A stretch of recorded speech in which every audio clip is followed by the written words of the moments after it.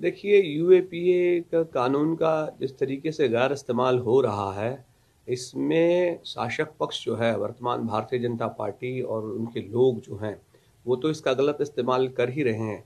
लेकिन इस हथियार को ज़्यादा धार देने का काम विपक्ष ने किया और यूएपीए के मामले में कांग्रेस बिल्कुल खामोश रही और मुख्य प्रेक्षक बन के एक तरीके से कहा जाए तो सहयोग ही किया उन्होंने हाउस में, तभी जाके ये कानून इस तरीके का बर्बर बना जिसका इस्तेमाल मजलूमों के खिलाफ हो रहा है।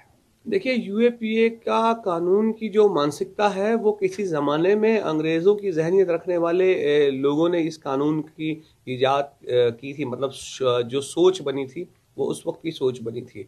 और स्वतंत्र भारत में हमारे संविधान ने हमें सारे हुकूक दे रखे हैं। कानून के दायरे में रहकर अपनी बात करना, अपनी बात कहना और अपनी बात सुनना, इनके हुकूक हमें अपने आइन से मिले हुए हैं।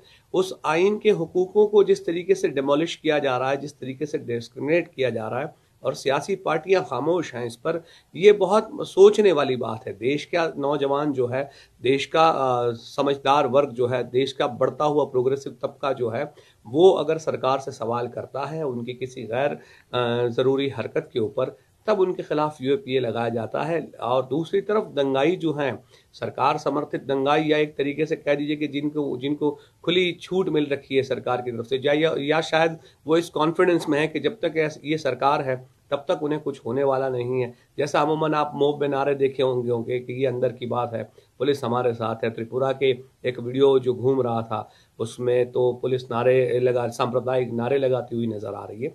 तो कहीं ना कहीं जो देश का सौहार्द बिगाड़ने का जो काम किया जा रहा है, वो यूएपीए भी का इस्तेमाल भी उसमें बहुत ज़्यादा रहा है।